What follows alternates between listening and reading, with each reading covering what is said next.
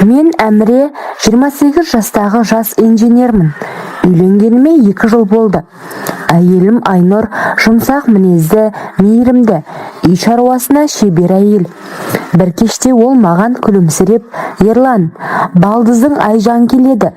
Университетті үздік бітірді, қалаға жұмыс іздеп жүр. 1-2 апта бізде тұрады. Болады ма?» деді. Мен басымды изеп, «Әрине, отбасымыз ғой» дедім. Келесі күні есік қоңырауы шылдырлады. Ашсам алдымда 22 жастағы нәзік, ұзын бойлы қыз тұр. Ұзын қара шашы желбіреп, көздері балқарағайдай жалтырап, еріндері балдай тәтті күлімсіреді. «Сәлем жезде, мен Айжанмын» деді ол жеңіл дауыспен. Қолы жылы, жұмсақ еді. Сол сәтте ішімнен бірдеңе қозғалғанын сездім. Бірақ мен оны елемедім. Айнұр сіңілісін құшақтап, «Қош келдің жаным» деп қуанды. Айжан біздің үйде уақытша тұратын болды. Сол күні кешке асханада үшеуміз бірге отырдық. Айжан университетті қызық оқиғаларын, студенттердің күлкілі әңгімелерін айтып күлдіріп отырды.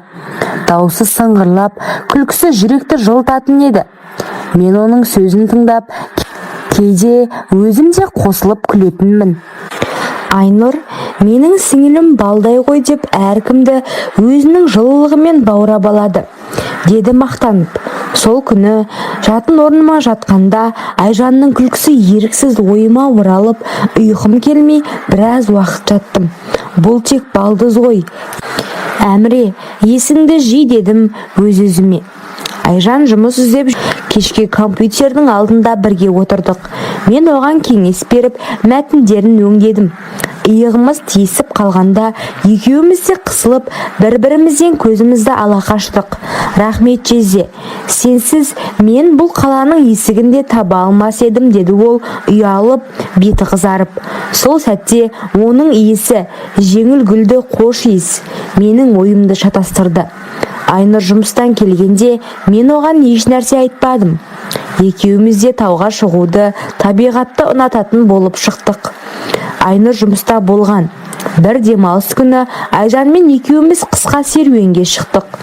Жолда ол өзінің армандарын, болашаққа деген үмітін айтты. Жел оның шашын желпіп, күлкісі тауларды жарқыратқандай болды. «Жезде, сен маған үлкен аға сияқтысың, бірақ басқаша да сезіледі» деп күлді ол ұялып. Мен жүрегімнің дүрсілдегенін сездім, бірақ тақырыпты ауыстырдым. Үйге қайтқанда Айнұр бізді күтіп отыр екен. Кінә сезімі алғаш рет жүрегімді қысты. Күндер өте бастады.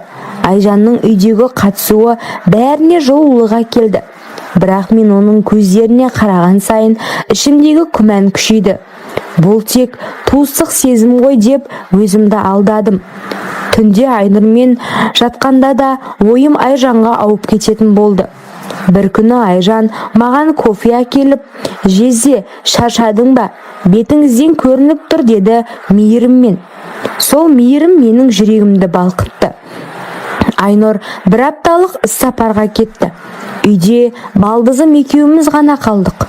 Кешке Айжан маған өзінің болашақ арманын, мұғалім болғысы келетінін айтты. Мен оны мұқият тыңдап кеңес бердім. Ол мені алғаш рет Әміре деп атады. «Жезде» демеді. Дауысым дірілдеп, «Сен өте дарындысың Айжан» дедім. Сол түні ауада бірдеңе өзгерді. Біз ұзақ әңгімелестік. Уақыттың қалай өткенін білмедік. Айжанның жаңа жұмысында бір жас жігіт оған қызыға бастады. Ол маған кешке сол жігіттің әңгімесін айтты. Ішімнен қатты қызғандым. «Ол саған лайық емес, сен тым нәзіксің» дедім байқамай. Айжан күліп, «Қызғанасың ба Жезде» деп сұрады. Көздері ойнақы. Мен үндемедім, бірақ жүрегім «Иә» деп айқайлады. Бір кеште қатты жаңбыр жауып электр сөнді. Біз шам жағып диванда отырдық. Айжан үнсіз отырып, кенет «Мен сені алғаш көрген күні жүрегім бірдеңе сезді. Бұл дұрыс емес екенін білемін, бірақ жүрегімді тоқтата алмаймын» деді дауысы дірілдеп. Мен үрейленіп үндемедім, бірақ оның көздері балдай тәтті. Қолымды ұстап тұрған саусақтары жылы еді. Сол түні ұйқым қашты. Мен Айнұрға опасыздық жасай алмайтынымды түсіндім. Айжанмен арақашықтықты сақтауға тырыстым. Кешке ерте жатып, онымен аз сөйлестім. Бірақ ол күн сайын маған жақындай берді. Күлімсіреп, көмек ұсынып, қамқорлық танытып. Бұл дұрыс емес Әміре, сен отбасылысың деп өз-өзіме қайталадым әр күні. Айнұр оралды, үйдегі ауа өзгерді. Айжан мен Айнұрдың арасында ұсақ реніштер, қызғаныш белгілері байқала бастады. Мен екеуінің ортасында қалып қатты қиналдым. Түнде орнымда жатып, төбемнен аспан құлағандай сезіндім. Шындық бетке шықты. Мен екі жүректің арасында қалдым. Айжанмен жалғыз қалғанда біз тоқтауымыз керек деп, мен Айнұрды сүйемін, ол менің әйелім дедім қатты дауыспен. Айжан көздеріне жас алып, білемін, бірақ жүрегім толығымен сенікі болып қалды. Қалай күресемін деді. Сол сәтте мен өзімнің де оны шын сүйіп қалғанымды мойындадым. Айнұр біздің арамыздағы өзгерісті сезді. Бір күні сен Айжанды қалай қарайсың? Көздерің өзгерді деп көздеріне жас алды. Мен бәрін жоққа шығардым. Бірақ ішімдегі дауыл тоқтамады. Үйдегі атмосфера ауырлады. Айжан басқа пәтер жалдап көшуге шешім қабылдады. Көшіп бара жатқан күні ол маған қарап, мен сені күтемін, қанша уақыт кетсе де, деді дауысы сызылып. Мен үнсіз тұрдым. Жүрегім екіге жарылғандай болды. Айжан кеткен соң үй бос, суық сияқты болды. Айнұрмен қарым-қатынасым салқындады. Сөйлесу аз болып, күн сайын Айжанның хабарламаларын оқып, жауап бермей қиналдым. Жалғыздық мені жеп жатты. Бір айдан кейін Айнұрмен отырып, бәрін ашық айттым. Ол ұзақ жылады. Содан кейін мен сездім, бірақ сен таңда, мен сені мәжбүрлемеймін деді. Мен өмірдегі ең ауыр таңдау алдында тұрдым. Айжанды тауып, кофеханада кездестім. Ол жұқа күлімсіреп, көздері үмітпен жарқырап тұрды. Балдызым, сенсіз өмір балсыз дәмсіз болды дедім. Ол жылап құшақтады. Сол құшақта барлық күмән жоғалды. Айнұрмен бейбіт ажырастық. Ол соңғы сөзінде сіңілімді бақытты ед, мен кешіремін деді.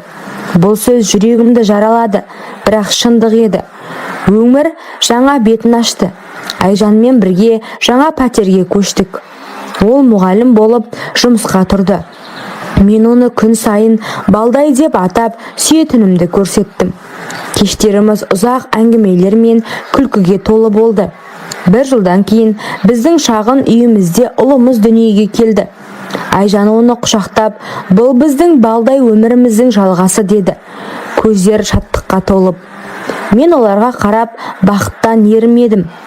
Қазір мен әр таңертең оянып, қасындағы Айжанның енді заңды әйелімнің тыныш ұйқысын, күлкісін көремін. Балдызымдікі балдай деп ішімнен қайталаймын. Өмір тәтті, махаббат қиын болғанымен мәңгілікке лайық. Біз бақыттымыз.